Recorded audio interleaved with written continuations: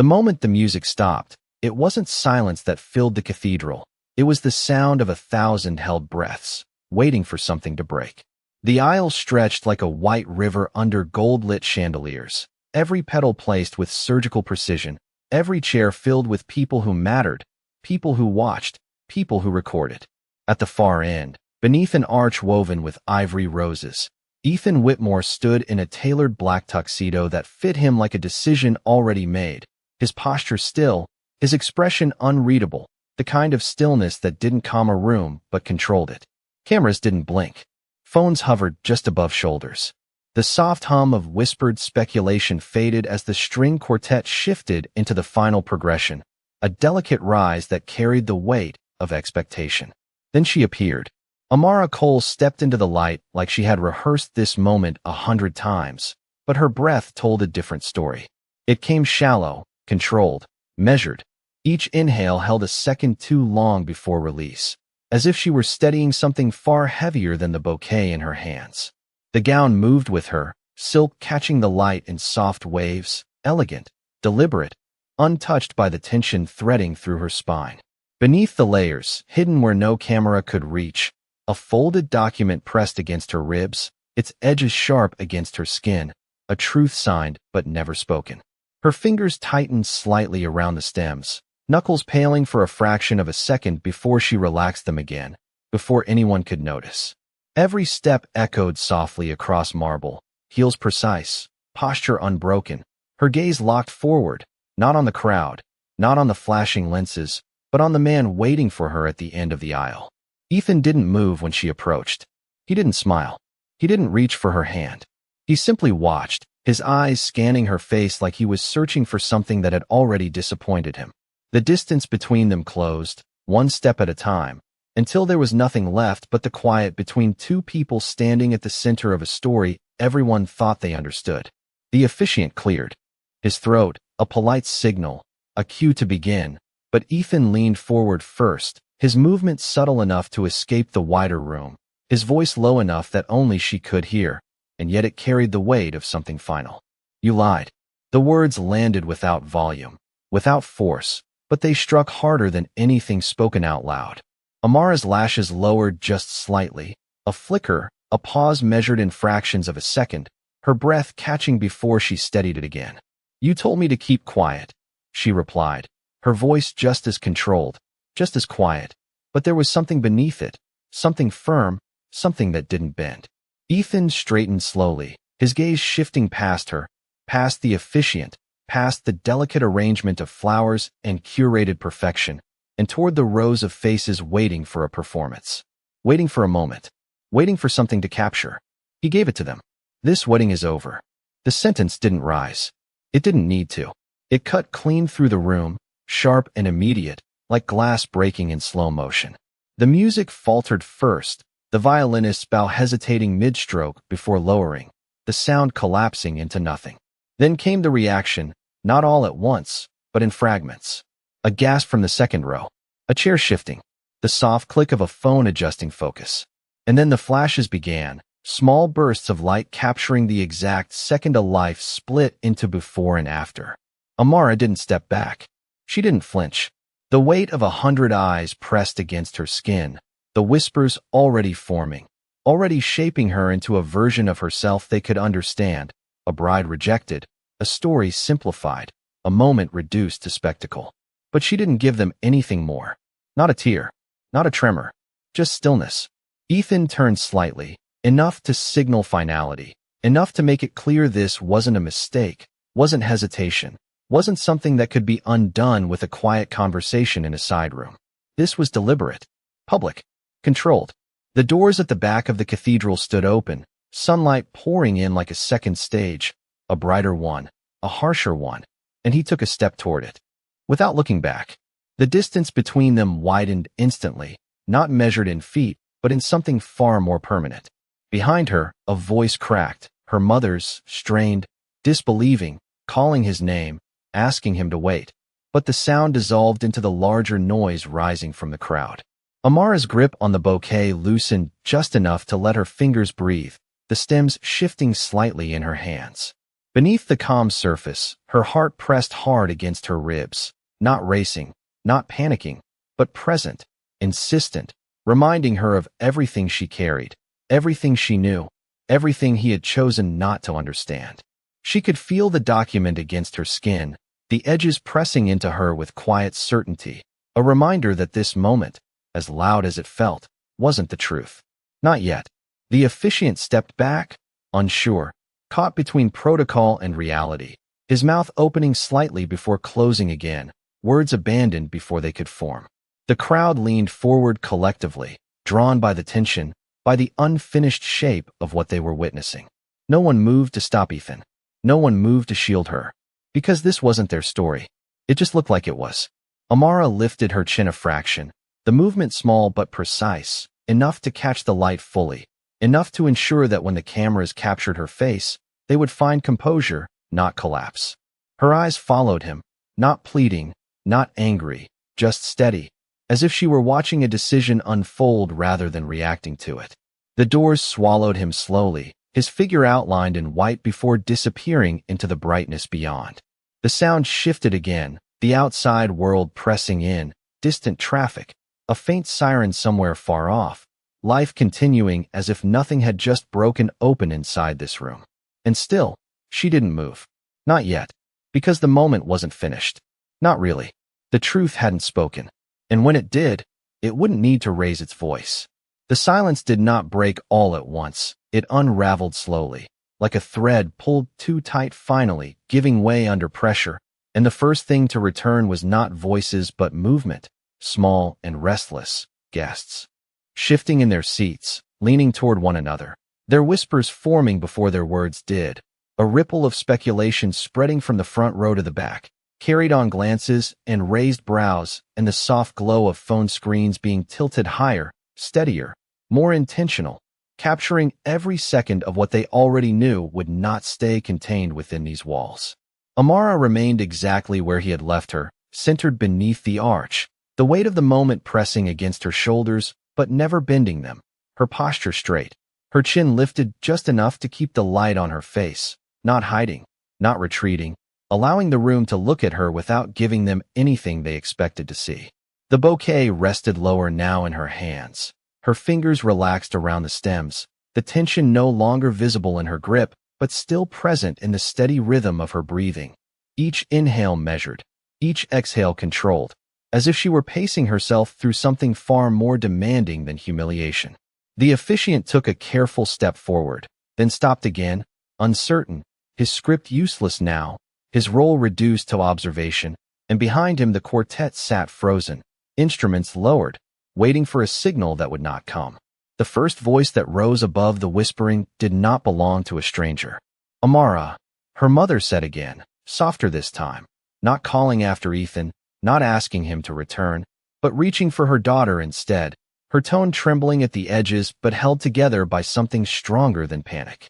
Amara did not turn immediately. She let the sound reach her, let it settle, then slowly shifted her gaze just enough to acknowledge it, her eyes finding her mother's across the rows of faces, offering something quiet, something steady, something that said she was still here, still standing, still in control of herself, if nothing else. Around them, the narrative had already begun to form, shaped by people who needed a reason, a simple one, something they could carry out of this room and repeat with confidence. The bride lied. The groom walked away. A story clean enough to fit into a headline. A story that ignored everything it did not understand. A man near the aisle leaned toward his companion, his voice low but not low enough. He would not do that without a reason, he murmured, the assumption settling into place with ease, as if wealth and composure were proof of truth. A woman behind him shook her head slightly, her eyes still fixed on Amara. Or maybe he did not want the truth to come out another way. She replied, her tone thoughtful, uncertain, but open to something more complicated. The cameras caught both reactions, both interpretations, both sides of a moment still unfolding, and the flashes continued, relentless, documenting not just what had happened, but how it was being understood in real time.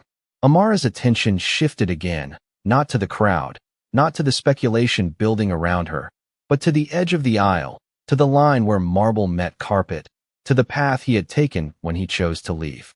She let her eyes follow it for a second longer than necessary, not searching for him, not expecting him to return, but acknowledging the direction of the decision he had made. Beneath the surface, beneath the calm exterior she maintained with such precision, there was movement, not chaotic, not overwhelming, but deliberate, like pieces of a structure adjusting under pressure rather than collapsing. She had known this was possible. Not the exact words, not the exact moment, but the distance, the doubt, the way his questions had shifted in the days leading up to this, the way his voice had lost its warmth and gained something colder, something sharper, something influenced by information he had accepted without asking where it came from. The document against her ribs felt heavier now, not physically, but in significance, as if it were waiting, as if it understood that its moment had not yet arrived. A sudden movement near the third row drew a few eyes, then more, then nearly all, as a man stood with a calm that contrasted sharply with the restless energy of the room. He did not rush, did not hesitate, simply stepped into the aisle with measured confidence, his suit dark, tailored, understated in a way that suggested power without announcing it.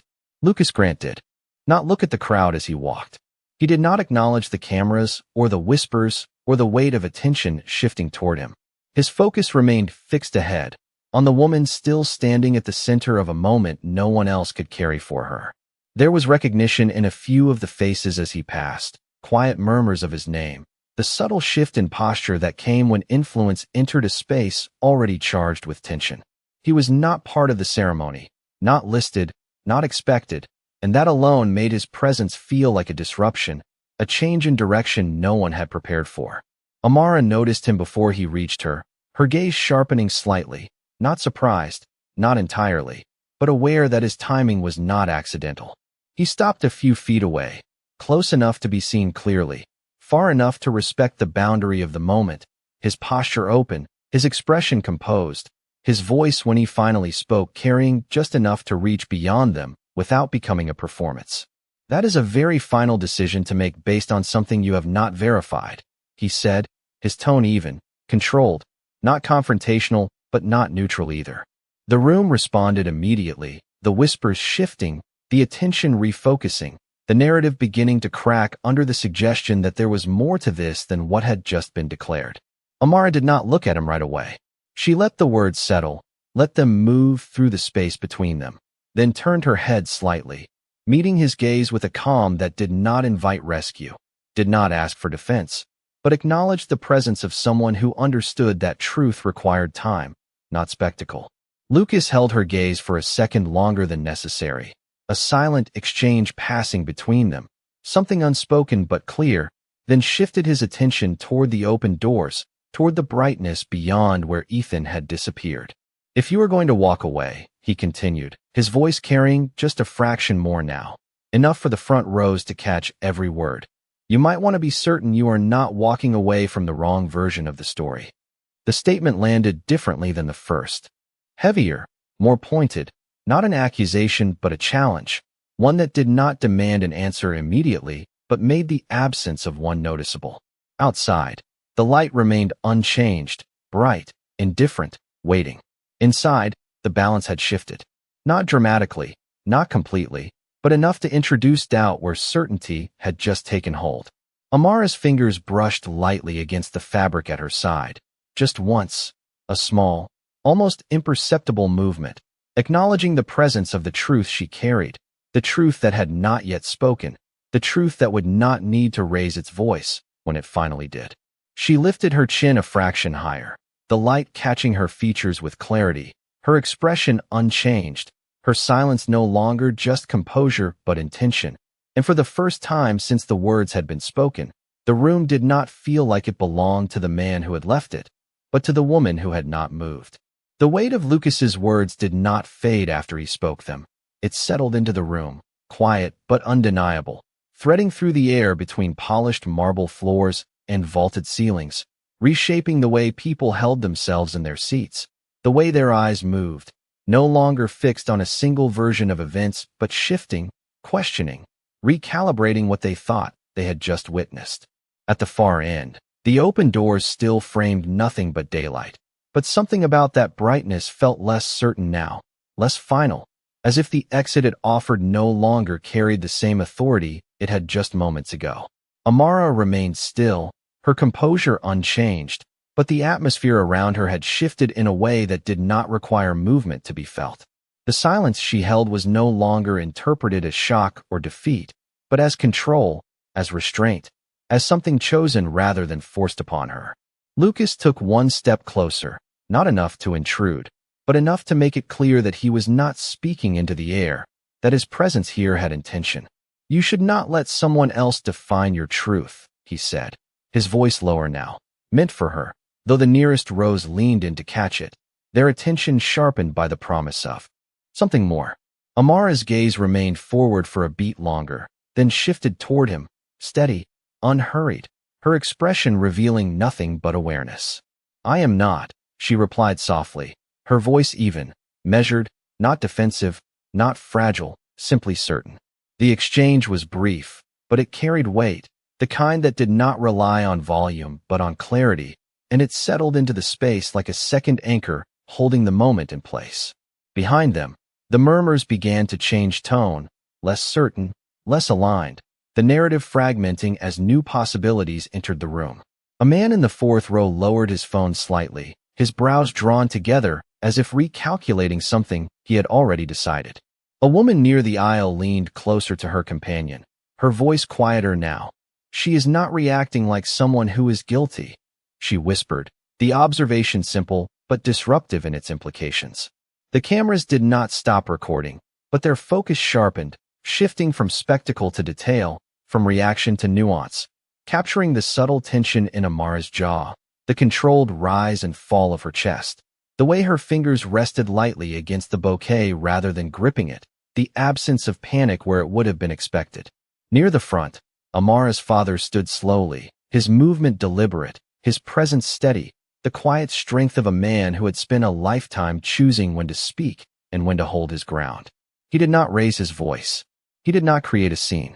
He simply stepped into the aisle, positioning himself where he could see his daughter clearly, where she could see him in return, offering not protection, not intervention, but support, a silent statement that she was not alone even in the center of this public fracture. Amara met his gaze briefly, the smallest shift in her eyes acknowledging him, grounding her, reinforcing the line she had drawn within herself. The officiant, still uncertain, cleared his throat again, the sound soft but audible, an attempt to reclaim order in a space that no longer followed a script. "Perhaps we should pause," he began, his voice tentative, searching for structure, for something familiar to hold onto. But the room did not respond to him. It responded to tension, to unanswered questions, to the sense that something incomplete still hovered just beneath the surface. Outside, beyond the doors, a shadow moved briefly across the brightness, a figure passing, then stopping.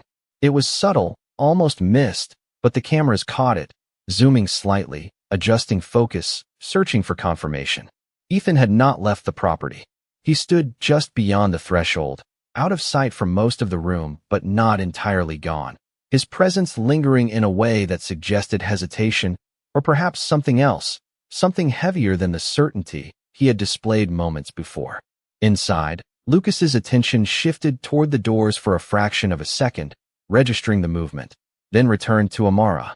"He thinks he knows everything," Lucas said quietly, not with disdain, but with a calm acknowledgement of a pattern. "He always does when the information comes from the right source." Amara's eyes did not waver, but something in them sharpened, a recognition, a confirmation of what she had already suspected. "Then he chose to believe the wrong one," she answered, her voice steady, the statement simple but layered with meaning. The document against her ribs pressed slightly as she adjusted her posture, a subtle shift that brought it closer to the surface, closer to being revealed, though she made no move to reach for it yet. Timing mattered, not for effect, not for drama, but for truth to be seen clearly rather than dismissed too quickly. The room felt that restraint, even if it could not name it, the sense that something was being held back not out of fear, but out of intention. A soft murmur rose again near the entrance as a member of Ethan's executive team stepped just inside, his expression tight, his posture cautious, as if he had been sent forward without full instructions, caught between loyalty and uncertainty. He did not approach the aisle. He did not address the room.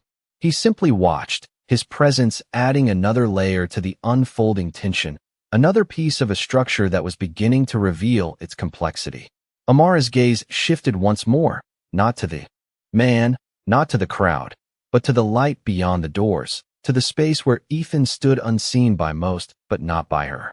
For a brief second, their distance felt smaller, not physically, but in awareness, as if both of them occupied the same suspended moment from opposite sides of a decision that had not yet fully settled.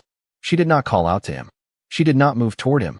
Instead, she lifted her chin slightly, the light catching her face again, illuminating not vulnerability but clarity, the quiet certainty of someone who knew that the truth did not need to chase anyone.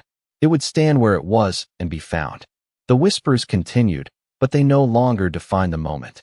They circled it, reacted to it, tried to interpret it, but the center held steady, anchored by a woman who refused to collapse into the version of herself they expected.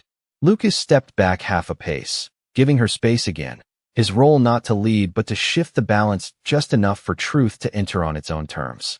The air felt different now, not lighter, not resolved, but charged with anticipation rather than conclusion, as if the room itself understood that what had happened was not the end of something, but the beginning of a revelation that would not be quiet, would not be simple, and would not belong to the man who had tried to close the story before it was fully told.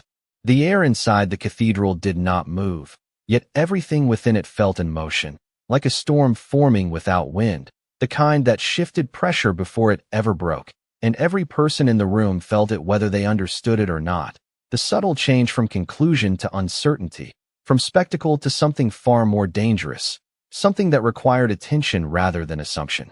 The light spilling through the open doors stretched across the marble floor in a long, pale line that led directly to where Amara stood, illuminating her from the side, catching the contours of her face, the stillness in her posture, the quiet control in her breathing.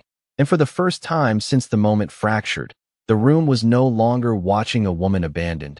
It was watching a woman who had not yet spoken. Outside, just beyond that light, Ethan Whitmore remained where he had stopped, his figure partially obscured by the frame of the doorway, his shoulders squared but no longer rigid with certainty, his gaze fixed inward, drawn back towards something he had tried to leave behind too quickly. He had expected noise, collapse, reaction, something that would justify the decision he had made in front of everyone who mattered.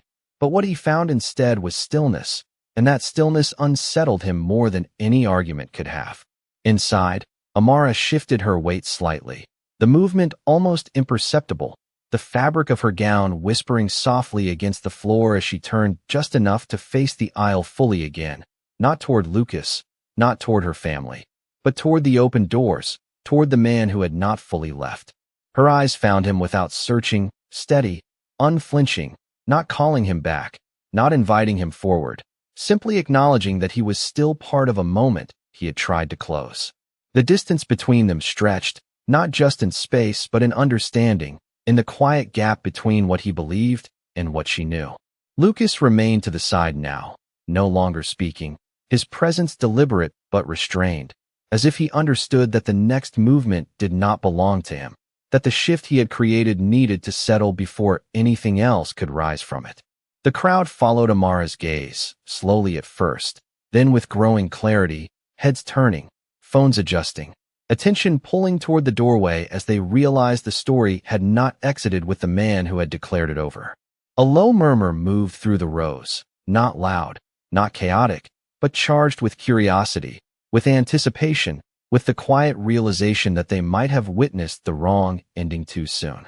Ethan stepped forward just enough to be seen clearly again, his polished shoes crossing the threshold, the sunlight catching the edge of his profile before he moved fully into the shadowed interior, his presence reclaiming space but not authority, not the way it had before. His expression remained controlled, but the certainty that had defined it earlier had shifted, replaced by something less defined, something that carried the weight of reconsideration.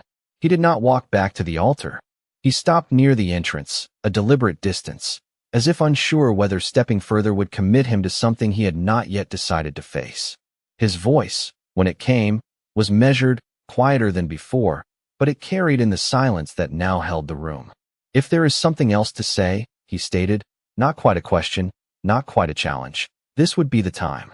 The words were structured, controlled, but beneath them was an edge, not of anger, but of pressure, the kind that came from a man used to resolution, to clarity, to outcomes that aligned with the information he trusted. Amara did not respond immediately.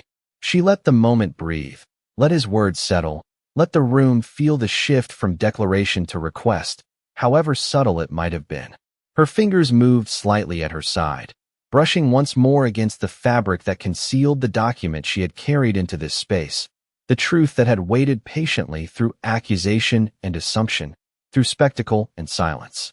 She took a single step forward, not toward him, not toward anyone, but into the light that stretched across the floor, allowing it to fully illuminate her, to remove any shadow that might suggest hesitation. The cameras adjusted instantly, zooming, focusing, capturing the exact second her movement signaled a change, the collective awareness of hundreds narrowing onto her with renewed intensity. When she spoke, her voice did not rise, did not sharpen, did not seek to compete with the room. It simply existed within it, clear, steady, and impossible to ignore. "There has always been something else to say," she answered, her tone even, her gaze unwavering. "You just chose not to ask for it before you decided." The statement landed with quiet force, not dramatic, not exaggerated, but precise, cutting through the assumptions that had filled the space minutes earlier. Ethan's jaw tightened slightly, the smallest indication that her words had reached him, had unsettled the framework he had built so quickly, so publicly. He took another step inside, the distance between them narrowing by a few feet, though it still felt vast, defined by more than physical space. "I was given information," he replied, his voice firm, holding onto the structure that had guided his decision. Information that did not leave room for interpretation. Amara's expression did not change, but her eyes held his with a clarity that did not waver. "Information is not truth," she said softly, the words simple, but grounded in something deeper, something that did not require explanation to carry weight. A ripple moved through the crowd again, softer this time, less reactive, more attentive, as if they understood they were no longer witnessing a moment of drama, but a process of revelation unfolding in real time. Ethan's gaze flickered, not away from her, but inward for a fraction of a second, a calculation, a reconsideration, the beginning of doubt where certainty had once been absolute. "Then clarify it," he said, the request more direct now, less structured, more personal, the first sign that he was no longer speaking for the room, but to the woman in front of him. Amara inhaled slowly, the breath filling her lungs with measured control, grounding her in the moment she had anticipated but never rushed toward. Her hand moved deliberately to her side, fingers slipping beneath the layer of fabric, retrieving the folded document that had rested against her ribs since before she stepped into the light. The motion was calm, unhurried, intentional, each second of it captured, amplified by the stillness that surrounded it. She held the paper at her side for a moment, not raising it yet, not presenting it, simply acknowledging its presence, its significance, its role in what was about to unfold. Her eyes remained on Ethan, steady, unwavering, her posture unchanged, her voice when it came carrying the same quiet certainty that had defined her from the beginning. "You were given a version," she said, her tone calm, "not the truth." The room held its breath again, not out of shock this time, but anticipation, the understanding that what came next would not be a reaction, but a revelation, and that the story everyone thought they had witnessed was about to be rewritten not with volume, not with chaos, but with clarity. The moment the paper appeared in her hand, the room leaned forward without moving. A collective shift so subtle it lived in breath rather than motion, in the tightening of shoulders, in the way fingers paused above phone screens instead of tapping, as if everyone understood that whatever rested in that single folded sheet carried more weight than anything that had already been said. The light caught the edge of it, a thin line of white against the darker fabric of her gown, unremarkable at first glance, almost too simple for the gravity it held, and yet no one looked away. Amara did not raise it immediately. She let it exist in the space between them, visible but not revealed, allowing the tension to stretch just long enough for its presence to matter. Ethan's eyes dropped to it instinctively, his focus narrowing. The precision that defined him now turned towards something he could not yet quantify. "What is that?" he asked, his voice controlled. But the question carried something new, not authority, not assumption, but the first trace of uncertainty. Amara tilted her head slightly, not in challenge, not in defiance, but in quiet acknowledgement of the question he should have asked long before this moment. "Something you chose not to see," she replied, her tone steady, not sharp, not accusatory, just clear. The statement did not rise, but it settled into him, into the room, into every person who had already begun rewriting their understanding of what they were witnessing. Ethan took another step forward, the distance closing further, the space between them no longer just symbolic but tangible, each inch narrowing the gap between certainty and doubt. "Then show it," he said, the words direct, but stripped of the finality they had carried earlier, now shaped by something more cautious, more deliberate. Amara's fingers tightened slightly around the paper, not out of hesitation, but out of precision, as if she were aligning herself with the moment rather than reacting to it. She lifted it slowly, unfolding it with careful movements that carried no rush, no need to perform, only the quiet intention of allowing the truth to be seen exactly as it was. The sound of the paper unfolding was almost inaudible, a soft whisper against the silence. But in that silence it echoed, amplified by attention, by anticipation, by the understanding that this was no longer about a scene, but about something that would not be undone once revealed. She turned it slightly, angling it toward him first, not toward the cameras, not toward the crowd, her focus clear, her intention precise.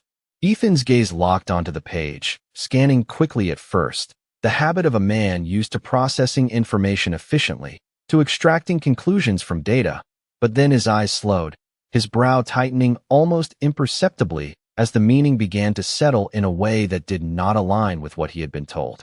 The document was clinical in its format, structured, official, carrying the weight of verification rather than opinion, and the name at the top was unmistakable, a medical institution known for its discretion, its precision, its reputation for accuracy that could not be easily dismissed. Beneath it, the details unfolded in clear, measured lines, dates, results, confirmations, all arranged with the kind of clarity that left no room for distortion. Ethan's jaw shifted slightly, the smallest movement, but enough to reveal the crack forming in the certainty he had carried so confidently into this room. "This is not what I was shown," he said, more to himself than to her, his voice lower now, the statement no longer a defense, but an observation. Amara's expression did not change, but there was something in her eyes that sharpened, not satisfaction, not triumph, but recognition, the quiet acknowledgement of a truth she had always known would have to speak for itself. "No," she answered softly, "it is not." The crowd reacted not with noise, but with a deeper silence, the kind that followed realization, the kind that settled when something previously assumed began to unravel. A woman near the front raised her hand slightly to her mouth, her eyes fixed on the document, on the man reading it, on the shift that was no longer subtle but undeniable. A man in the back lowered his phone. Entirely, his attention no longer on capturing the moment, but on understanding it. Lucas watched from where he stood, his posture unchanged, his gaze steady, not surprised, not reactive, simply present, as if he had anticipated this turn but never intended to control it.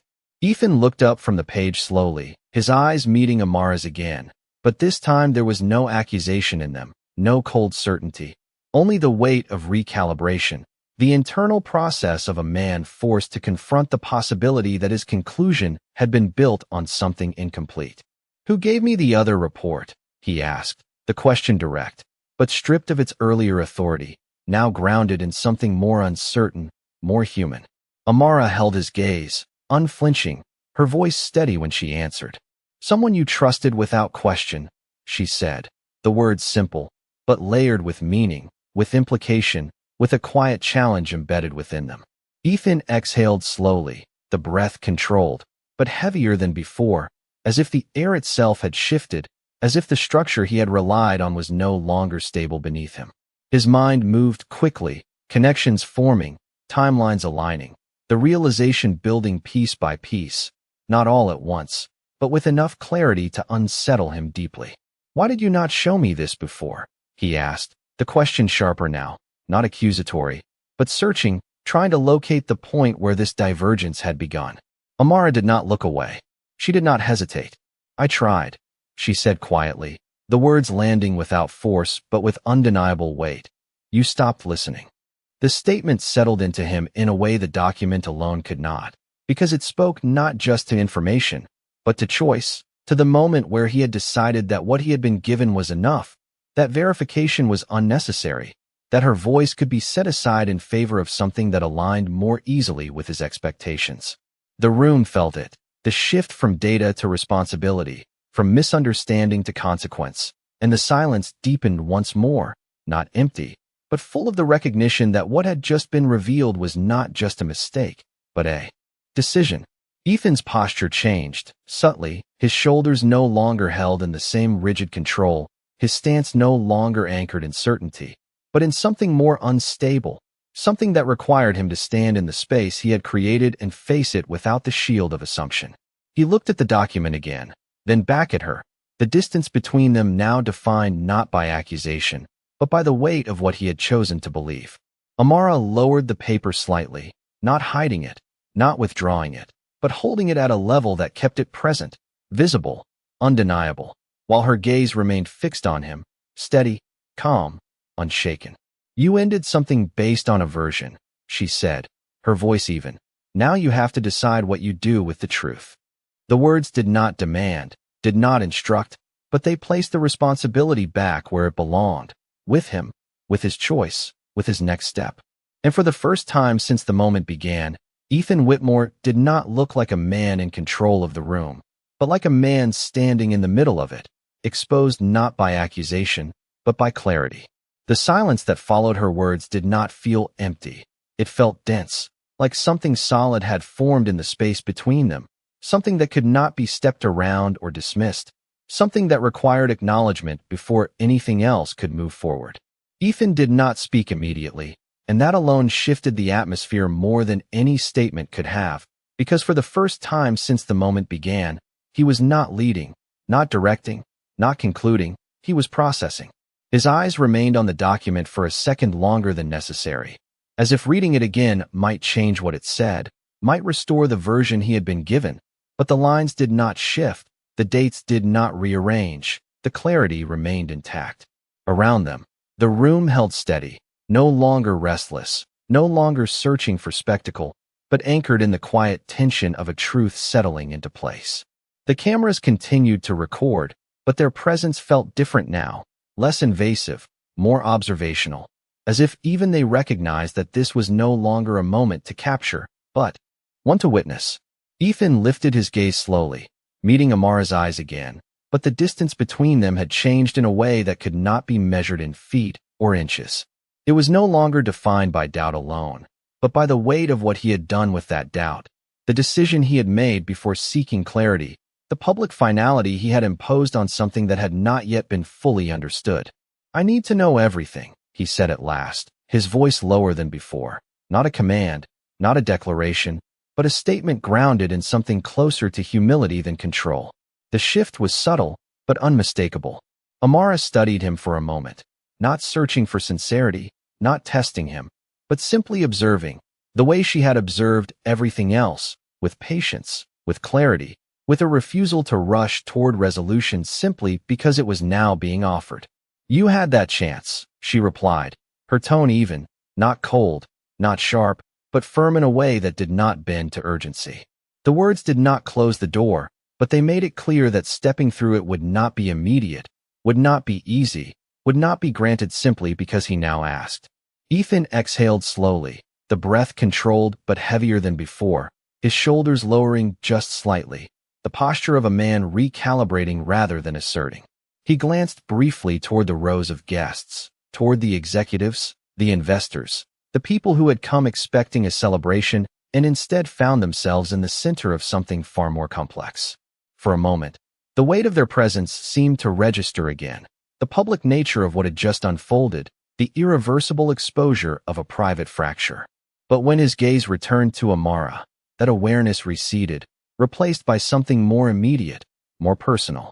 "Then start with what I was not told," he said, the request quieter now, stripped of structure, carrying none of the authority that had once defined him, only the need to understand what had been withheld or distorted. Amara's grip on the document loosened slightly, the paper lowering just enough to rest against her side again, still visible, still present, but no longer the center of attention. "You were told I hid something from you," she began, her voice steady, her words measured, not rushed, each one placed with intention. "That I made a decision without you." Ethan's jaw tightened faintly, the echo of what he had believed, the version that had guided him, now exposed as incomplete. "Yes," he said quietly, the word carrying less conviction than it had before. Amara held his gaze, unwavering. "What you were not told," she continued, "is that the decision was made after you stopped answering my calls, after your office told me you were unavailable, after the messages I sent were returned without response."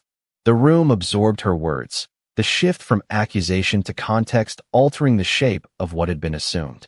Ethan's expression changed again, subtly, his focus sharpening as pieces began to align in a way that did not match the narrative he had accepted. "I was in Zurich," he said, almost reflexively, as if reaching for a timeline he had trusted. "The board meetings, the acquisition, he stopped, the explanation faltering as he recognized its irrelevance in the face of what she was describing. Amara did not interrupt him. She did not challenge him. She simply waited, allowing him to arrive at the realization on his own. "You were reachable," she said softly when the silence stretched, not contradicting him, but clarifying, grounding the moment in fact rather than assumption. Ethan's eyes flickered, not away from her, but inward again, tracing the sequence, the messages he had not seen, the filters that may have been placed, the information that had been curated before it ever reached him. "My office handles my communication," he said, the statement quieter now, less certain, the structure he relied on beginning to show its fractures. Amara inclined her head slightly, not in agreement, but in acknowledgement of the system he had trusted. "Exactly," she said, the single word carrying more weight than a longer explanation could have. The implications settled into him, into the room, into the understanding that the barrier had not been distance alone, but something constructed, something controlled, something that had allowed a version of events to reach him while another was kept just out of view. A murmur moved through the crowd again, softer now, less reactive, more contemplative, as if the audience had shifted from spectators to witnesses of something unfolding with layers they had not anticipated. Lucas remained still, his presence unchanged, his role fulfilled, allowing the truth to expand without interference. Ethan took another step forward, not closing the distance entirely, but reducing it enough to signal a change, a willingness to stand closer to what he had once rejected. "Who controlled it?" he asked, the question direct, but no longer demanding, seeking clarity rather than asserting control. Amara's eyes held his, steady, unwavering, her voice calm when she answered. "The same person who gave you the report," she said, her tone even, leaving the connection for him to make, the conclusion for him to reach. Ethan's breath caught for a fraction of a second, the realization forming, not complete yet, but enough to shift the ground beneath him. His gaze dropped briefly, then lifted again, the certainty gone, replaced by something far more complex, something that required him to confront not just a mistake, but a structure of trust that had been misused. The light from the doors stretched further across the floor now, reaching closer to where he stood, blending shadow and brightness in a way that mirrored the moment itself, no longer divided, no longer clear, but in transition. Amara remained where she was, anchored, composed, her silence no longer a shield, but a foundation, the place from which truth could rise without distortion. And for the first time, the room did not feel like it belonged to a single moment, but to a process, one that had only just begun, one that would not be rushed, and one that would not be defined by the man who had tried to end it before it was fully understood. The realization did not arrive all at once. It unfolded in Ethan's expression piece by piece, like a structure he had trusted slowly revealing its fractures under pressure.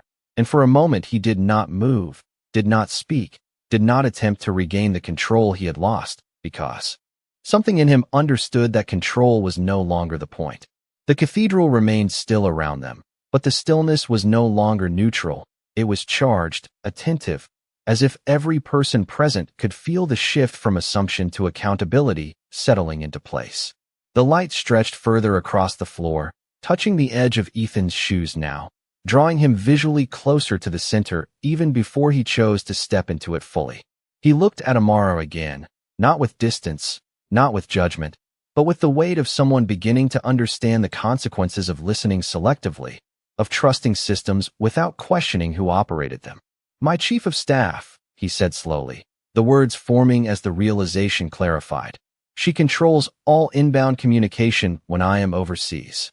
His voice carried less certainty now, less reliance on structure, more awareness of how easily that structure could be shaped. Amara did not react outwardly, but her silence confirmed what he was already beginning to see. "And she is the one who delivered the report," he continued, the connection completing itself in his own mind, the pieces aligning with a clarity that left little room for denial. A faint murmur passed through the room again, not loud, not chaotic, but heavy with understanding, the kind that comes when a hidden mechanism is finally exposed. Ethan's gaze dropped briefly, not in avoidance, but in concentration, retracing the timeline, the sequence of decisions, the moment the report had been handed to him, the absence of any contradiction, the absence of her voice. And for the first time, he questioned not just the information, but the pathway it had taken to reach him. "Why would she do that?" he asked, the question directed outward, but rooted in something internal, something unsettled. Amara's eyes remained steady on him, her expression unchanged, her voice calm when she answered. "Because she knew you would believe her," she said, the statement simple, but precise, cutting through complexity to its core. Ethan's jaw tightened slightly, not in anger, but in recognition, the acknowledgement that trust, once given without scrutiny, could be used with intention. "There has to be a reason," he said, more quietly now, as if searching for something that would make the situation align with logic, with predictability, with the order he was used to maintaining. Amara took a slow breath, her chest rising and falling in a controlled rhythm, her posture still grounded, still composed. "There is always a reason," she replied, her tone even, "but not all reasons are honest." The words settled into the room, into him, into the understanding that motive did not justify manipulation, that explanation did not erase consequence. Ethan stepped forward again, this time fully entering the light that stretched across the aisle, the brightness catching his features, revealing the subtle tension in his expression, the shift from confidence to something more exposed. He was no longer positioned at the edge of the moment. He was inside it, standing within the space he had tried to leave. "Tell me what I missed," he said, his voice lower now, not asking for control, but for clarity, for the full picture he had not taken the time to see. Amara studied him for a moment, her gaze unwavering, measuring not his words, but the space behind them, the intention, the readiness to hear what had been ignored before.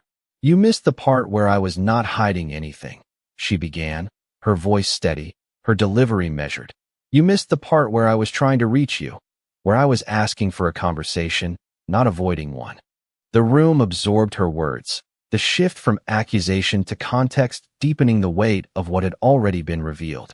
"You missed the part where your silence was not absence, but a decision made for you," she continued, her tone calm, each word placed with precision.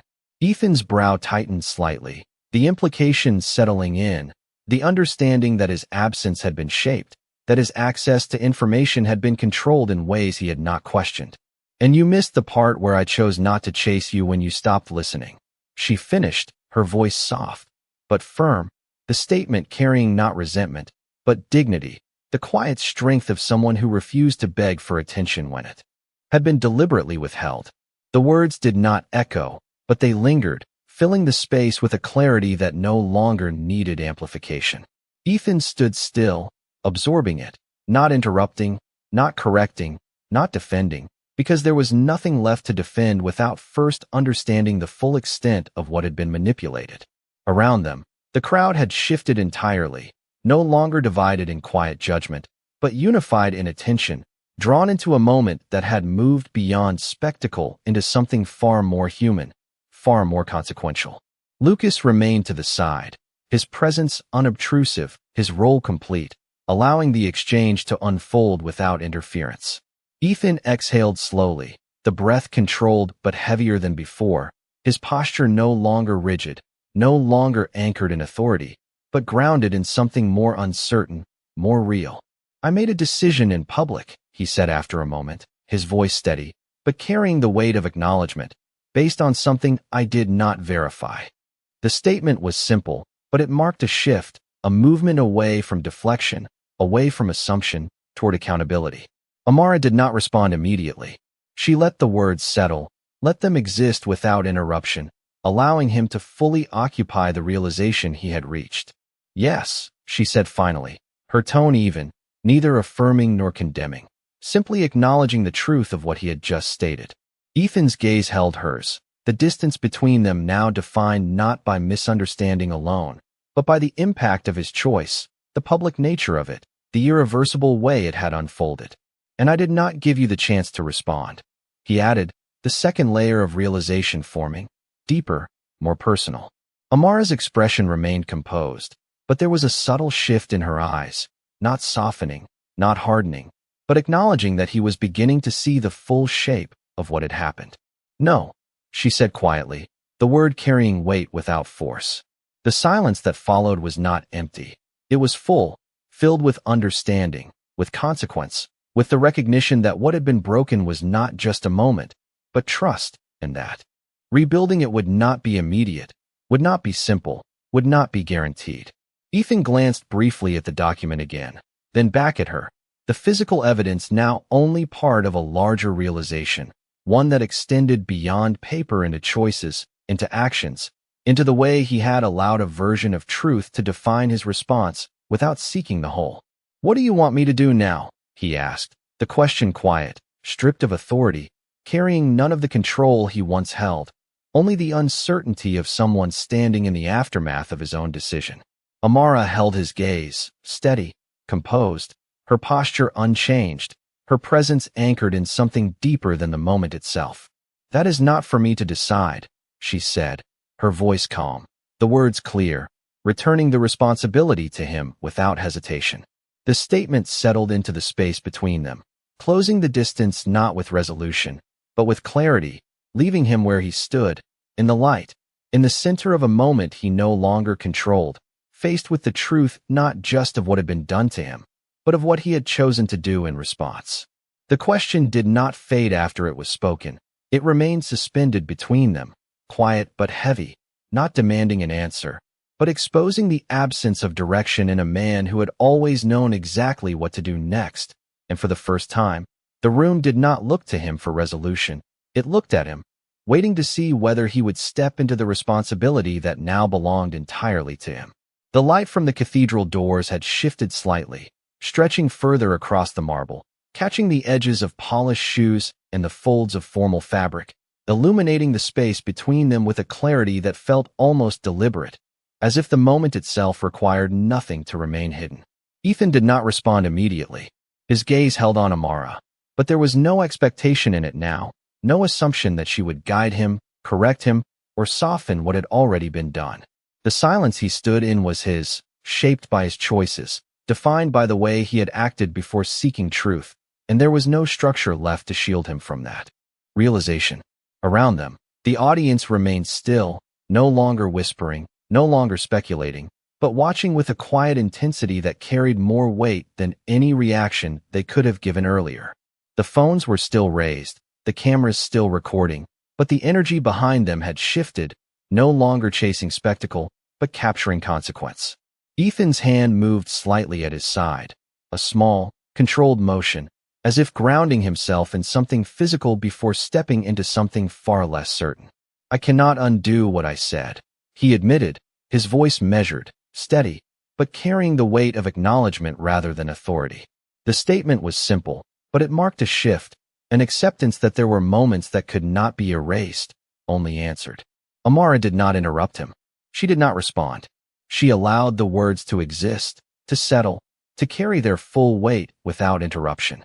Ethan took a slow breath, his chest rising and falling in a rhythm that no longer matched the controlled pace he had entered with, but something more human, more uncertain. "But I can decide what happens after it," he continued, the words quieter now, less structured, less defined, but moving towards something that required more than precision, something that required choice. His gaze did not leave hers, but there was no demand in it, no expectation that she would validate what he was about to say. He was no longer speaking for the room. He was speaking into the space he had created. "The report I was given," he said, his voice tightening slightly, not with anger, but with focus, was presented as final, as verified, as something that did not require question. He paused briefly, the memory settling differently now, reshaped by everything that had followed. "I accepted it because it aligned with what I thought I saw," he added, the admission quiet, but significant, the acknowledgement that his decision had not been based on evidence alone, but on interpretation, on assumption, on something internal that had not been challenged. Amara's eyes remained steady, her expression unchanged, but there was something in her stillness that held the moment in place, that allowed his realization to unfold without interference. Ethan glanced briefly toward the document in her hand, then back at her, the physical proof no longer the only thing he was processing. "That was my mistake," he said, the words clear, unembellished, not softened, not deflected. The statement landed with quiet force, not dramatic, not performative, but real, and the room felt it, the shift from explanation to ownership, from circumstance to accountability. A subtle movement passed through the crowd, not a murmur, not a reaction, but a collective adjustment, as if the atmosphere itself had recalibrated around what had just been acknowledged. Amara did not move. She did not soften. She did not respond with relief or validation. Her silence remained steady, not withholding, but intentional, allowing him to continue without interruption, without direction. Ethan took another step forward, closing the distance again, not fully, but enough to remove the separation that had once felt absolute. He was no longer at the edge of the moment. He was inside it, fully, without retreat. "I made that mistake publicly," he continued, his voice steady, but carrying the weight of what that meant, "and I will not correct it in private." The statement shifted something in the room immediately, the implication clear, the understanding that whatever came next would not be hidden, would not be managed behind closed doors, would not be reduced to quiet damage control. The audience felt it, the cameras adjusted, the attention sharpened, not out of anticipation for drama, but for resolution grounded in the same visibility as the mistake itself. Amara's gaze did not waver, but there was a subtle shift in the air around her, not softening, not yielding, but acknowledging the direction of what he was choosing. Ethan turned slightly, not away from her, but enough to address the room, the people who had witnessed the fracture, the people who had formed conclusions in real time. His posture straightened, not in authority, but in responsibility, the kind that did not elevate him, but held him in place. "What I said earlier," he began, his voice carrying now, not raised, but clear, enough to reach beyond the immediate space between them, was based on information that has now been proven incomplete.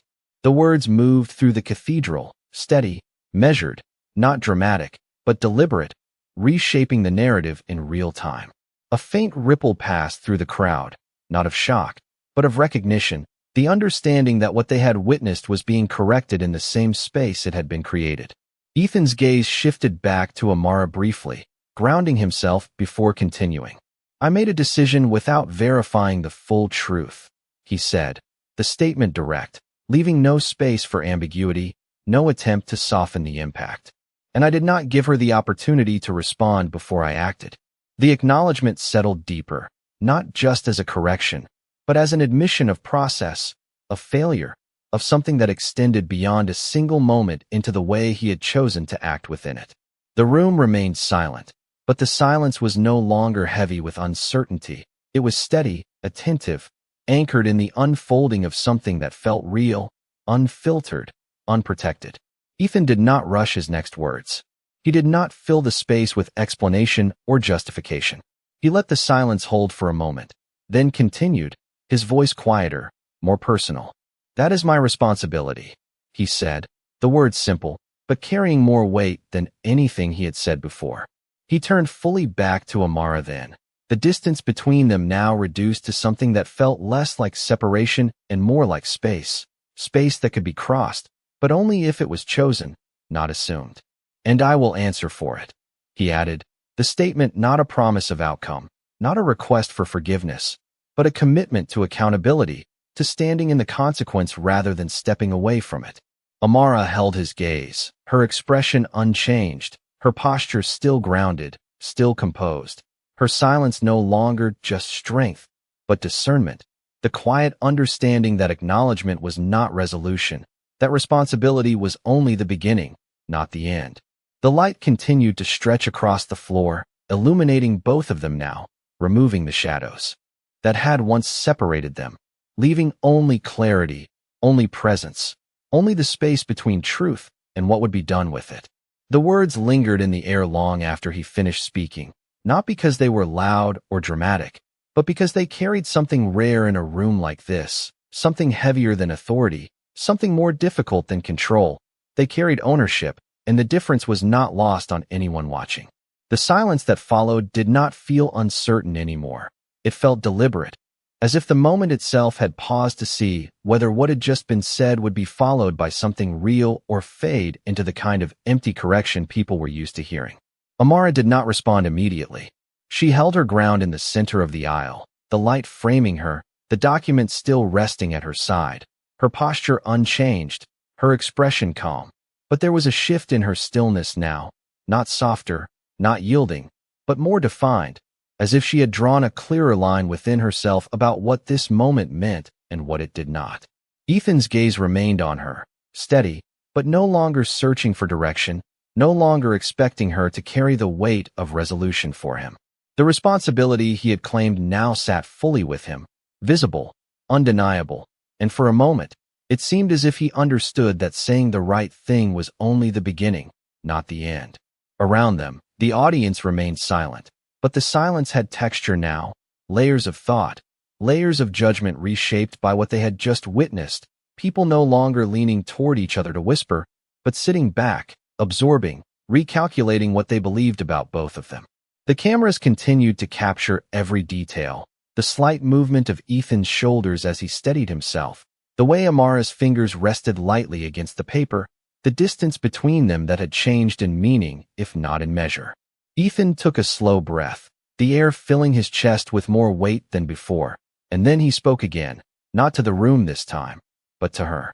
"I cannot ask you to trust me right now," he said, his voice quieter, stripped of the public tone he had used moments earlier, "and I will not pretend that what I said did not happen." The statement did not try to repair, did not try to soften.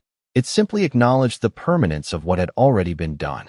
Amara's eyes remained on him, steady, unflinching, her silence allowing his words to exist without interruption, without validation, without rejection. Ethan continued, his voice measured, but carrying something more personal now, something that did not belong to the audience, only to the space between them. "But I need to understand the full truth," he said, the words simple, but grounded in something that felt different from before, not control, not assumption, but a willingness to listen without shaping the outcome first. Amara studied him for a moment, not evaluating, not testing, but observing, the way she had done from the beginning, with patience, with clarity, with a refusal to be rushed by urgency that had not existed when she needed it. "Understanding is not the same as undoing," she replied softly, her tone even, the words precise, reminding him without accusation that clarity did not erase consequence. Ethan nodded slightly, the movement small, but deliberate, accepting the distinction without argument. "I know," he said, the admission quiet, but real. The air shifted again, not dramatically, but enough to mark the difference between resistance and acceptance. For a moment, neither of them spoke, and the silence between them no longer felt like tension, but like space, space that could either remain or be crossed depending on what came next. Then Amara moved. It was not a large movement, not sudden, but intentional, a single step forward that brought her slightly closer to him, not closing the distance completely, but changing it, redefining it. The fabric of her gown brushed softly against the marble, the sound subtle, but in the stillness, it carried. The cameras adjusted instinctively, zooming, focusing, capturing the shift, because even the smallest movement now carried meaning. She lifted the document again, not toward the crowd, not toward the cameras, but toward him, holding it at a height where he could see it clearly without stepping closer. "This is only one part," she said, her voice calm, grounded. "It shows what is true, but it does not explain why it was hidden." Ethan's gaze followed the motion, his focus narrowing again, but this time not with assumption, but with attention. "Then tell me," he said, his voice steady, but softer than before, leaving space for her to speak without pressure. Amara's eyes did not leave his.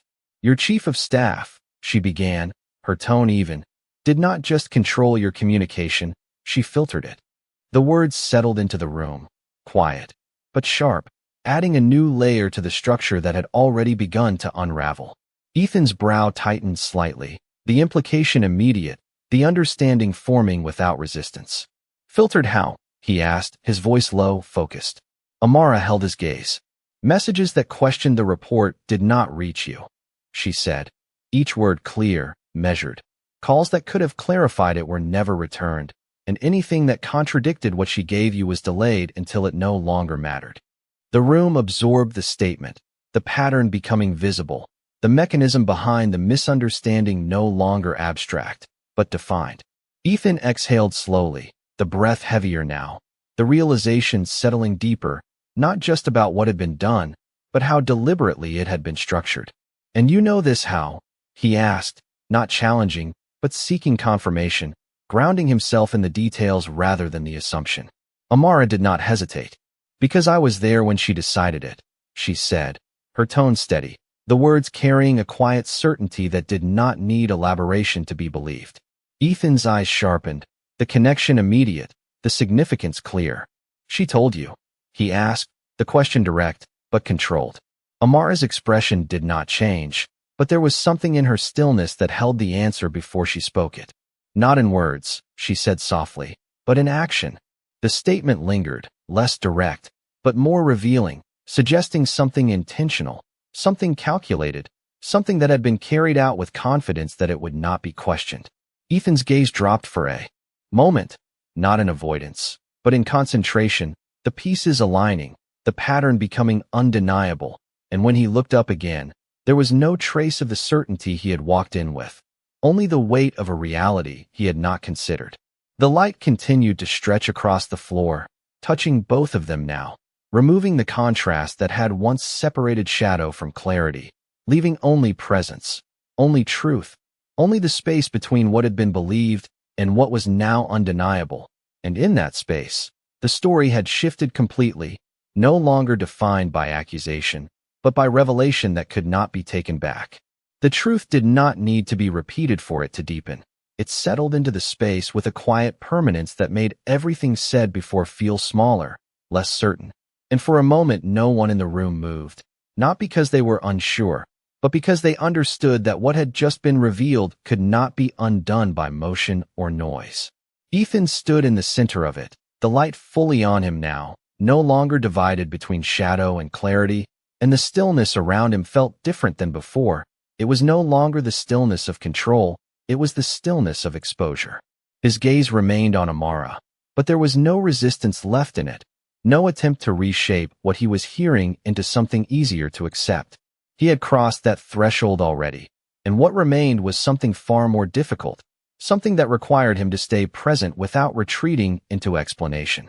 "She made sure I never saw anything that contradicted her," he said slowly, the realization forming into words with a weight that settled deeper than anything he had spoken before. It was not a question. It was not a defense. It was recognition. Amara did not nod.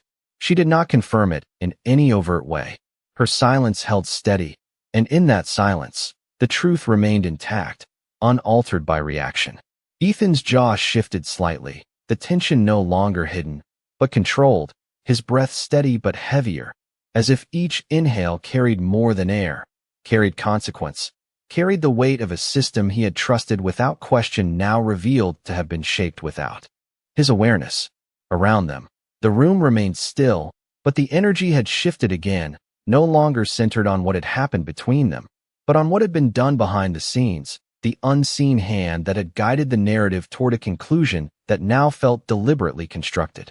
A man near the back adjusted his stance, his arms crossing slowly, not in judgment, but in thought.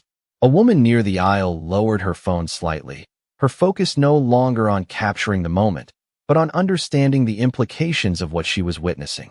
Lucas remained where he was, his posture unchanged, his presence steady, allowing the truth to expand without interruption, without interference. Ethan took a step closer, not abrupt, not forceful, but intentional, reducing the distance between him and Amara to something that could no longer be ignored, something that required presence rather than observation. Why would she do this? He asked again. But this time the question was not searching for a simple answer. It was acknowledging that the answer would not be simple. Amara's eyes remained on him, her expression calm, her voice steady when she responded. Because control does not always come from power, she said quietly.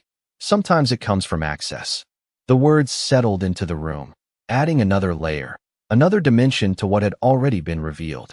Ethan's brow tightened slightly, the implication clear, the understanding forming without resistance. Access to me, he said, more to himself than to her, the realization narrowing, focusing. Amara held his gaze. Access to your decisions, she corrected gently, not contradicting, but clarifying, grounding the truth in its full scope. Ethan exhaled slowly, the breath measured, but carrying more weight than before, his posture shifting again, not collapsing, but adjusting, aligning with something that no longer allowed him to stand as he had before. And I let that happen, he said, the words quiet, but unmistakable, the acknowledgement extending beyond the situation into his own role within it. The room felt it, the shift from external blame to internal responsibility, the difference between being misled and allowing that misdirection to go unquestioned. Amara did not respond. She did not need to. The statement stood on its own, complete, requiring nothing from her to validate it. Ethan's gaze moved briefly, not away from her, but outward, taking in the room, the people, the witnesses to what had unfolded, the reality that this was no longer a private realization, but a public one that would follow him beyond this space, beyond this moment, into everything that came after. He looked back at her, the distance between them now defined not by misunderstanding, but by consequence, by the space between what had been done and what could be done next. You said you were there when she decided this, he said, his voice steady, focused. What exactly happened? The question was direct, but it carried none of the pressure it might have before, no demand, no expectation, only the need to understand fully what had been partially revealed. Amara took a slow breath, her chest rising and falling with controlled rhythm, her posture unchanged, grounded in the same quiet strength she had carried from the beginning. She did not expect me to stay in the room, she began, her voice even, her words measured. It was a conversation she thought I would not hear. The statement drew a subtle shift in the room, attention sharpening, the audience leaning in without moving, drawn by the implication of something deliberate, something concealed. Ethan's eyes narrowed slightly, not in suspicion, but in focus, his attention fully on her now, no longer divided by assumption or distraction. What did she say? He asked, the question quieter, but more precise. Amara held his gaze, steady, unwavering.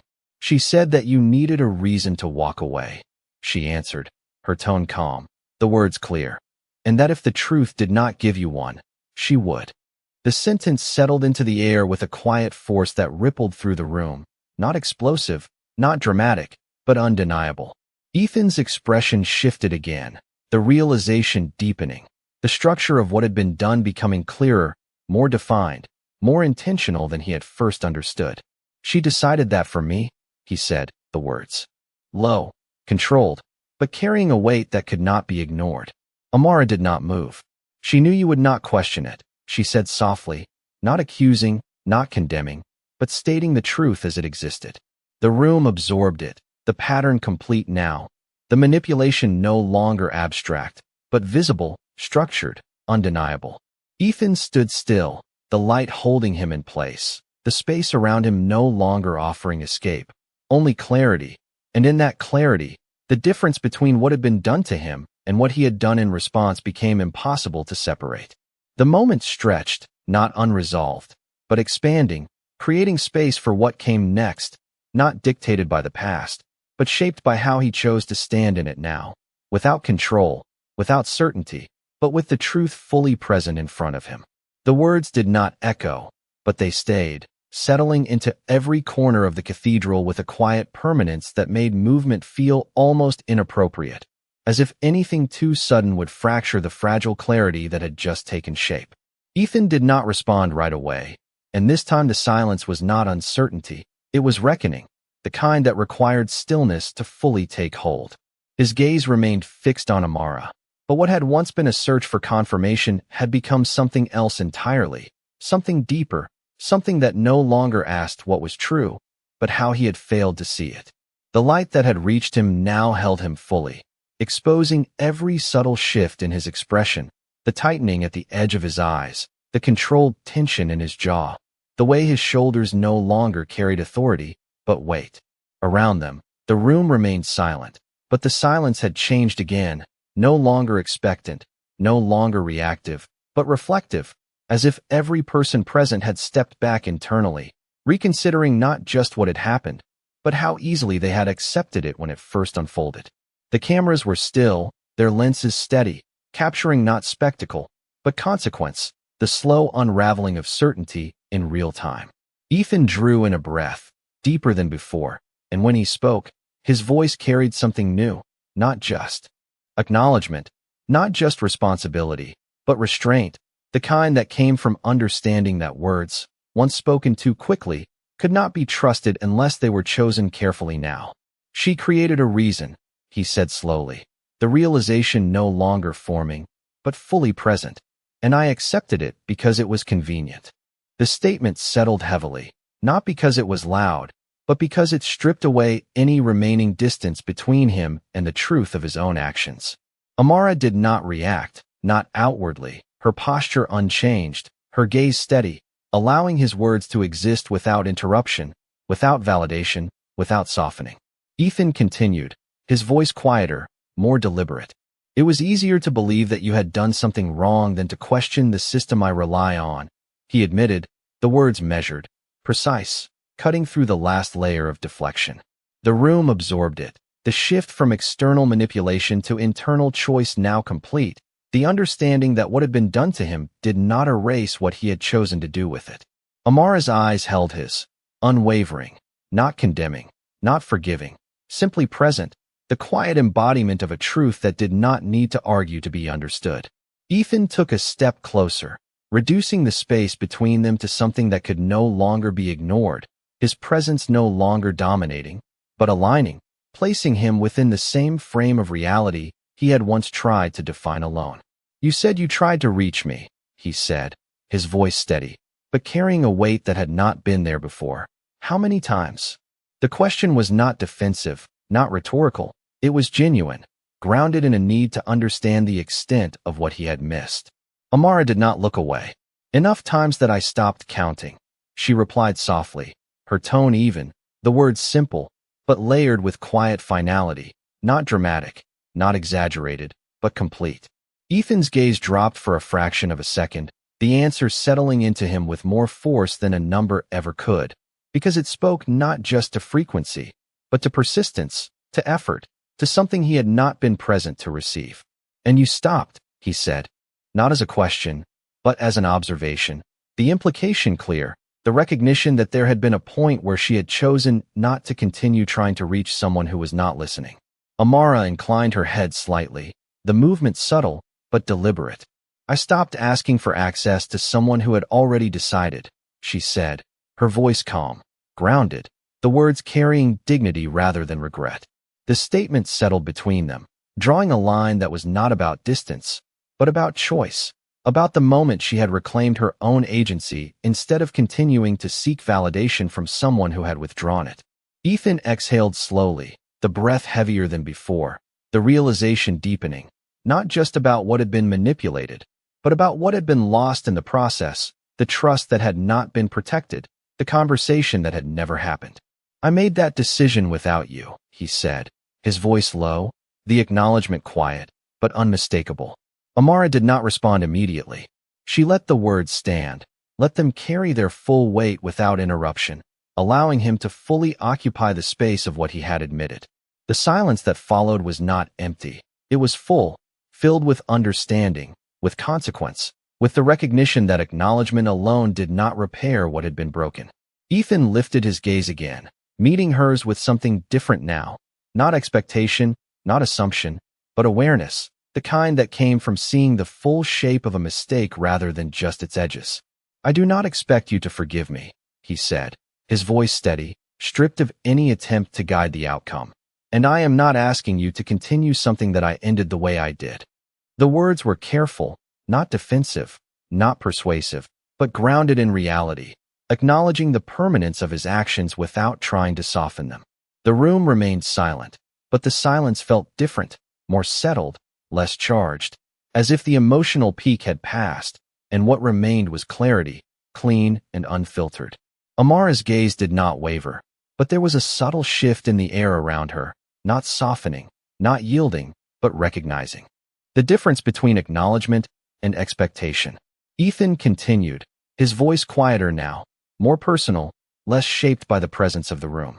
"But I will not let what happened stand as the final version of the truth," he said, the statement not a plea, not a request, but a decision, one that did not depend on her response, but on his own responsibility to correct what he had publicly misrepresented.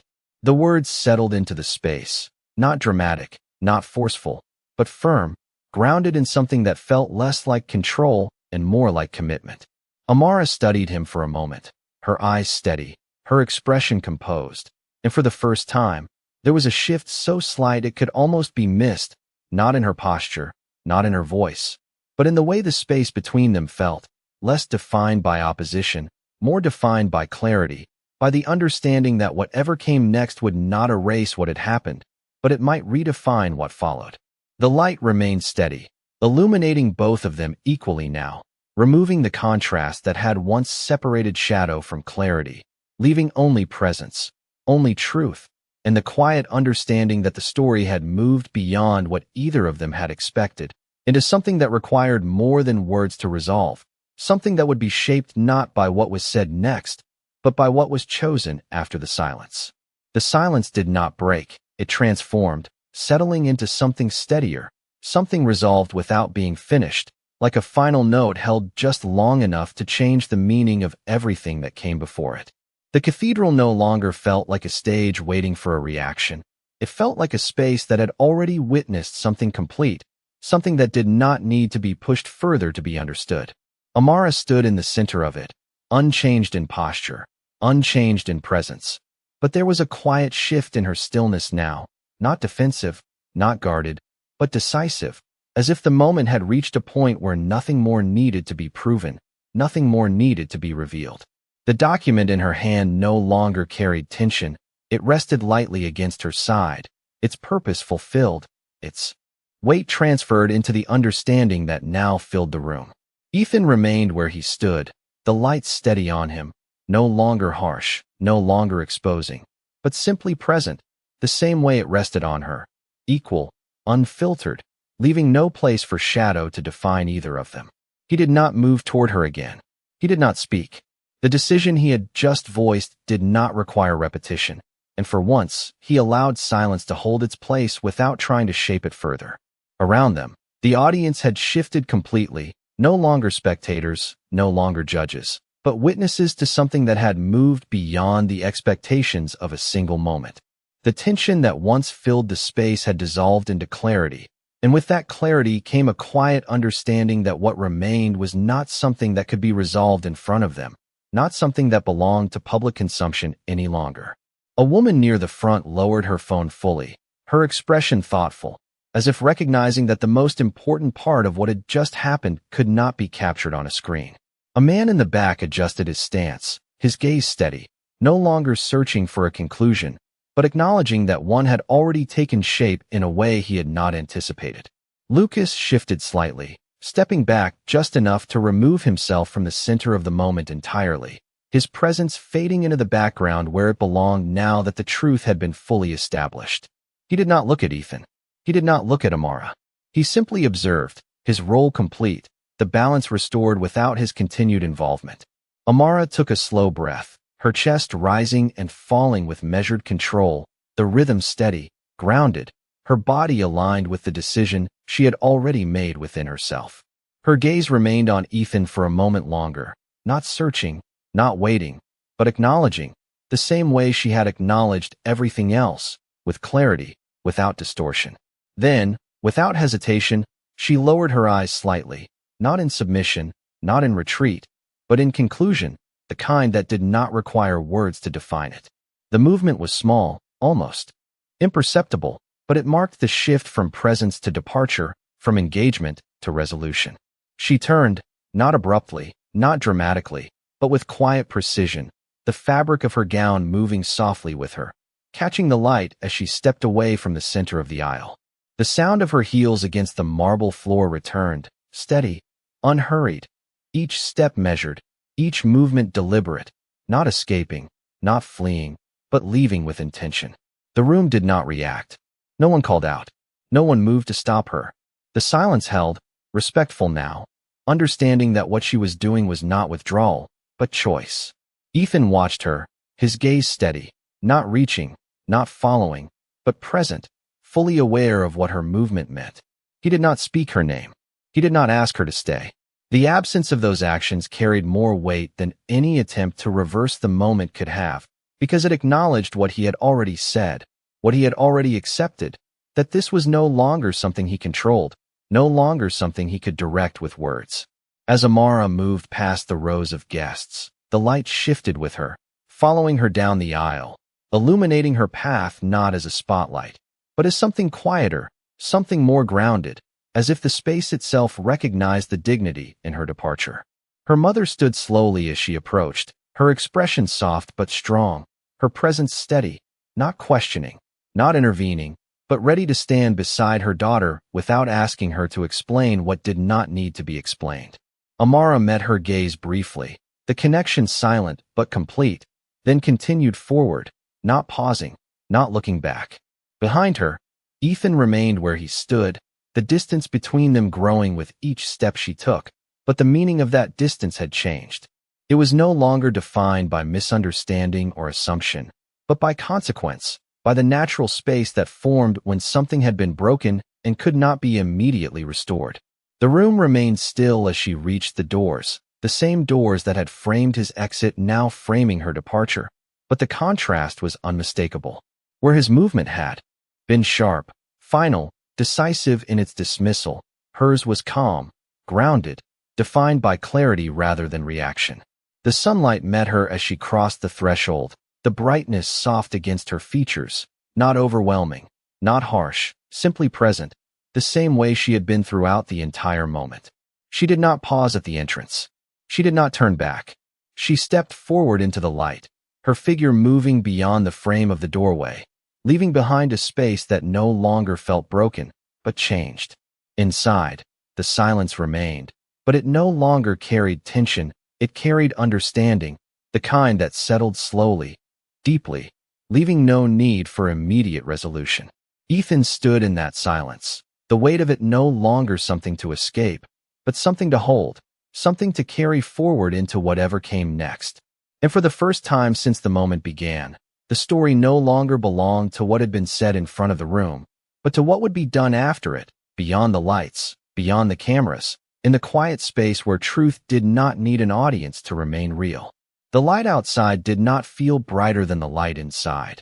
It felt different, softer in a way that did not demand attention, only presence. And as Amara stepped beyond the threshold, the sound of the city moved around her in quiet layers, distant traffic, a passing conversation, the subtle rhythm of life continuing without pause, without acknowledgement of what had just unfolded behind her. She did not slow her pace immediately.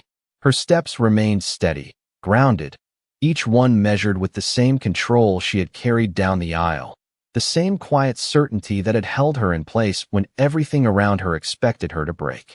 The fabric of her gown moved with her in the open air, no longer framed by chandeliers and marble, but by sky and glass and the muted reflections of buildings that stood indifferent to the moment she had just walked out of.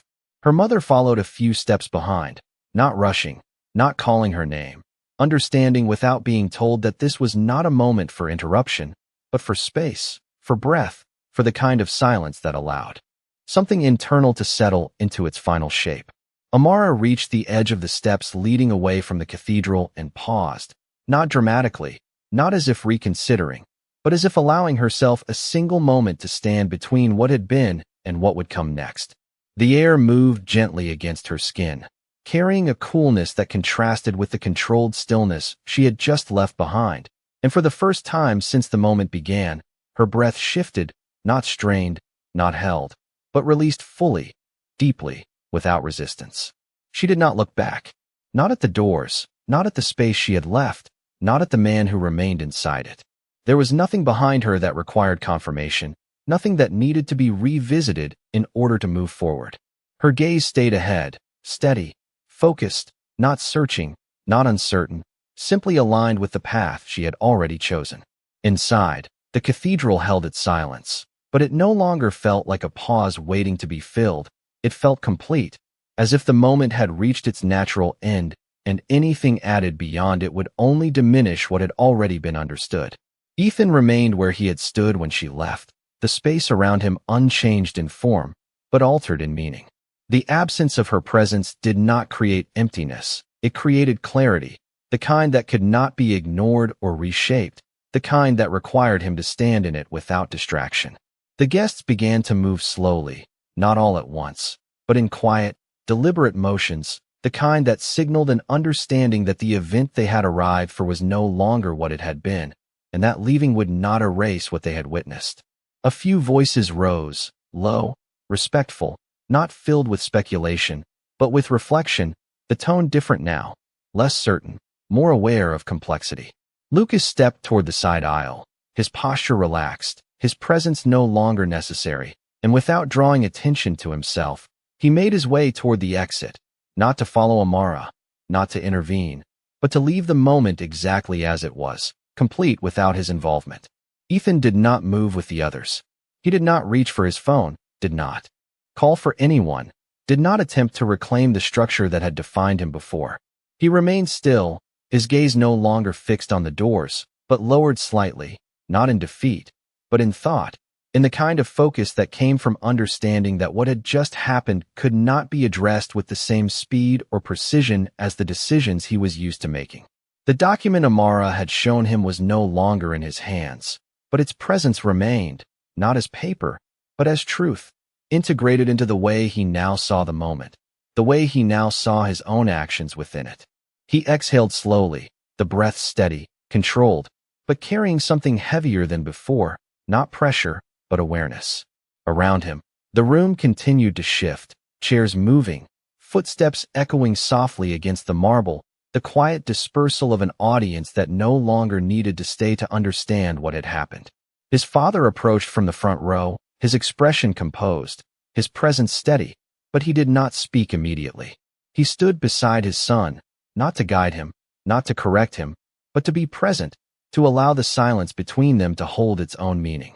Ethan glanced toward him briefly, the acknowledgement subtle, then returned his gaze forward, the space where Amara had stood now empty, but not forgotten. "You handled that differently than I expected," his father said at last, his voice low, measured, not praising, not criticizing, simply observing. Ethan did not respond right away. He let the words settle, let them exist without immediate interpretation. "So did she," he replied after a moment, his tone even, the statement carrying recognition rather than comparison. His father inclined his head slightly, accepting the truth of it without adding to it. The silence returned, but it felt different now, less heavy, more grounded, as if the need for immediate resolution had passed, replaced by something longer, something that would unfold beyond this space.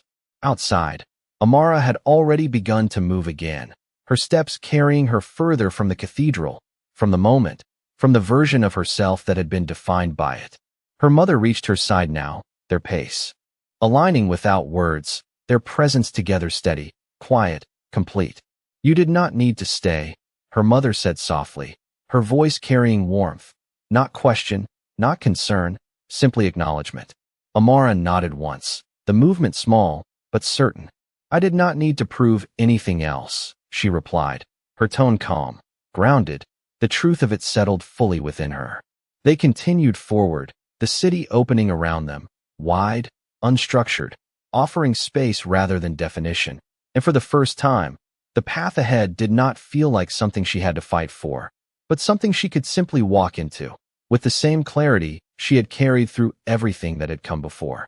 Inside, Ethan remained where he was for a moment longer, then turned slowly, not toward the exit she had taken, but toward the side corridor, the direction that led away from the public space, away from the eyes that had witnessed everything.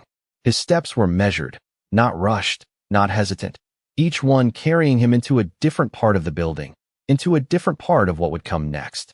The story that had begun in front of everyone had reached its end there, not with resolution, not with reunion, but with truth, and what remained would no longer be defined by spectacle, but by choice, by action, by the quiet decisions made when no one was watching. And in that space, far from the cameras, far from the light, the weight of everything that had been revealed would finally be carried forward, not as a moment to remember, but as a turning point that could not